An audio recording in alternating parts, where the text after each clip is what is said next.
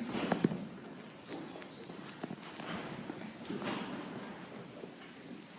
Nice to see so many of you here. God, grant me the serenity to accept the things I cannot change, the courage to change the things that I can, and the wisdom to know the difference. This is the Serenity Prayer, which entered the mainstream of American culture because of its use in Alcoholics Anonymous and other support groups. This prayer also perfectly captures the profound hope that all people who feel broken, who are in need of healing, share. When we feel sick and tired of feeling sick and tired, when we feel completely overwhelmed by our lives, when we are on our last ounce of co-op, of strength, we need guidance on how to use our remaining energy, and this prayer guides us. It tells us to focus our energy, no matter how limited it may be, on the things we can control. As human beings, we have a strong need to control our lives. Of all the freedoms that we treasure, the freedom to determine our own destiny is of the highest order. We crave knowledge so that we can maintain power over as many of the various elements of our lives as possible.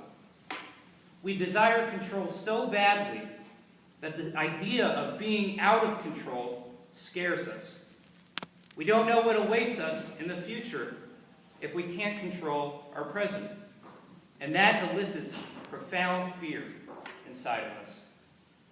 But we need to know that despite our best efforts on the contrary, we will all face life circumstances that are out of our control. The question is, how can we cope with the things that are beyond us? In Stephen Covey's well-known book called The 7 Habits of Highly Effective People, he describes a concept called the circle of influence, which classifies the elements of our lives that we can control. He says that in order to be effective, people must be proactive, and that proactive people focus their efforts on, quote, the things that they can do something about. The nature of their energy is positive, enlarging, magnifying, causing their circle of influence to increase. His teaching explains that if you focus on the elements of your life that you can control, you will expand your circle of influence and actually find yourself in control of more. The trick, as the Serenity Prayer says, is to identify the things that are out of your control so that you can focus on those parts of your life that you can actually do something about.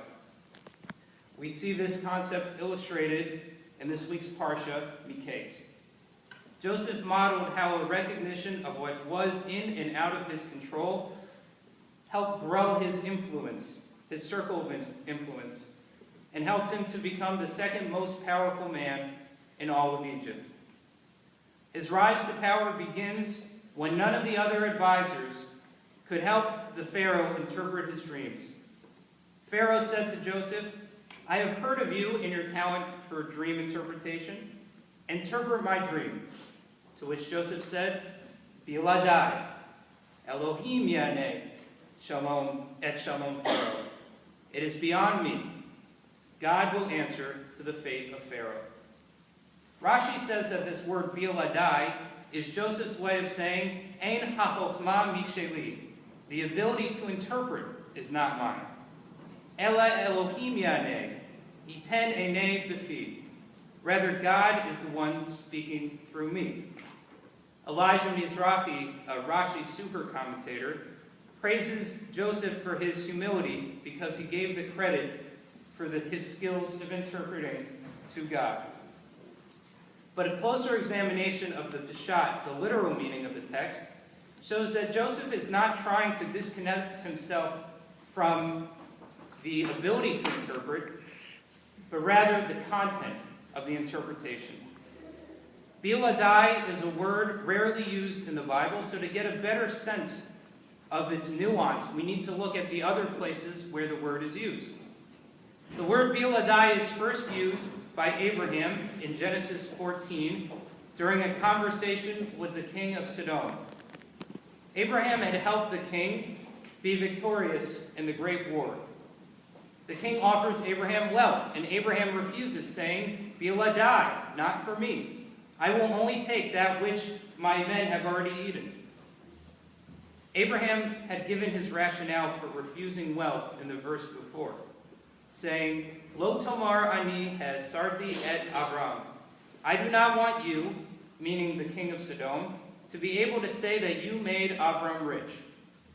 The Sforno explains, therefore, that Biladai means she'ein ani machzik bo klal, that Avram did not want to be indebted to the king. Avram wanted to disconnect himself from the fate of Sodom and wash his hands of the king, hence the use of the word Biladai. So too Joseph wanted to disconnect himself from the prophecy that he would be sharing. Joseph uses the word Biladai to make clear that he is not responsible for the content of Pharaoh's dream, that he is merely an interpreter. Whatever he prophesies is between Pharaoh and God, completely independent of Joseph. He is wise to disconnect himself from the interpretation, since the meaning of the dream foresaw a bleak future with famine. When Joseph said to Pharaoh, Biladai, he was saying, the upcoming famine is God's responsibility. It is beyond me.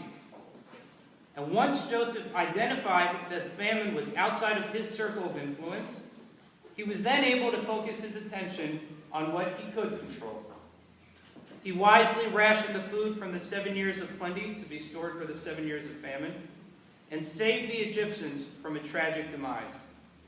As a reward for Joseph's wise perspective, Pharaoh promotes him to second in command, gives him a ring and a Ravid HaZahav, a golden chain, and he makes the following proclamation. Ani Pharaoh, uviladecha lo yarim ish et yado, ved raglo bechol eretz Mitzrayim. I am Pharaoh, and without you, biladecha, no one in Egypt will lift up their hands or feet. The text here returns to the root of Biladai with Biladecha. The word Biladecha expands Joseph's circle of influence to include every person in the Egyptian kingdom except for Pharaoh. The poetic justice is powerful. Because Joseph recognized the elements of his future were not in his control, Pharaoh granted him complete authority and control over Egypt. To use Covey's language, since Joseph recognized that he could do nothing about the famine, his circle of influence expanded. Is that mine? Joseph's ability to recognize what was in his control helped save his life and all of the Egyptians. Joseph was able to throw up his hands and say, Biladai, that is beyond me. But it's not so easy all the time to throw up our hands in real life. It's not easy to accept that some things are out of our circle of influence, especially when the stakes are high. I saw this lesson play out in my personal life as my mom battled terminal cancer.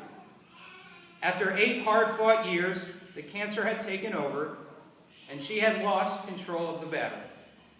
After a lot of soul-searching, my mom recognized that she couldn't change her prognosis. It was Biladai.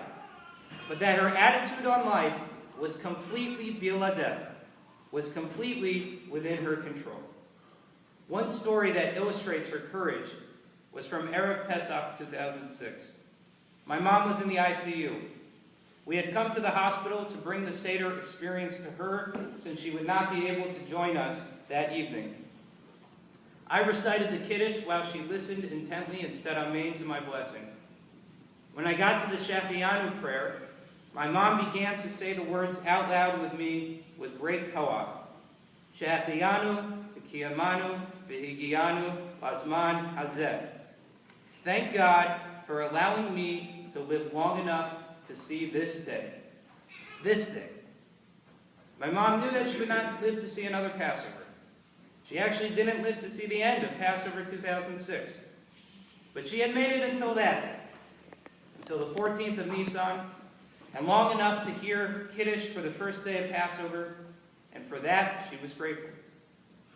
My mom had no control over her diagnosis of cancer or when or how she would die. But when we said the Shechianu together, I could see that she had control. She had control over how she perceived the situation. She controlled where she focused the last of her energy. She controlled whether she would call out in anger against God, wallow in sadness, or thank God for helping her to live long enough to be together with her family for one last Passover. She chose to thank God and be grateful, not focus on the fear that she was going to die. Dear friends, we will all encounter loss in our lives.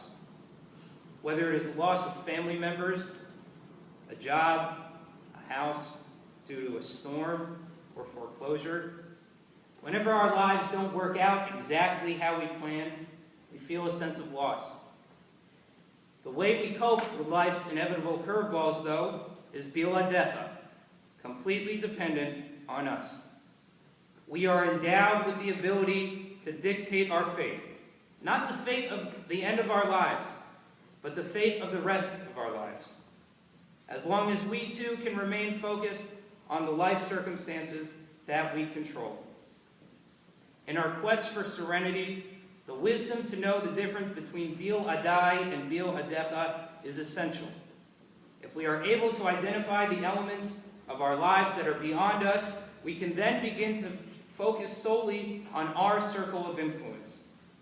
My mom didn't allow the fear of death to overpower her because she controlled her attitude and perspective on life, and her remaining time on earth was immeasurably enriched and fulfilled because of it. It's hard to know what is in our control and what is not. We often confuse one for the other. Sometimes we think, this situation is in my control, and we drive ourselves crazy, trying in vain to change it.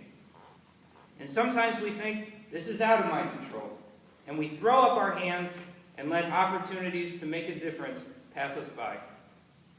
I'm sure that we can all think of examples from our own lives when we've mistaken one for the other. The only way to better identify what is within our power to change is to try to be aware of our circles of influence. Now, this requires meditation, reflection, evaluation, therapy, prayer, and most importantly, the humility to recognize that it is okay to not always be in control. The Serenity Prayer does not come directly out of our tradition. So let's put it in language that feels more familiar to us. From Pirkei Avot, Lo alecha hamlacha ligmor, velo ata ben chorin lehivatel mimena. The burden is not on you to complete the task, but you are not free to ignore it. Completing the task is biladai, out of our control. But biladecha, in our control, is the ability to make change towards the completion of the task. And Pirkei Avot does not add the piece about needing the wisdom to tell these two apart. So we pray, God, the task of living in this world is both exhilarating and daunting.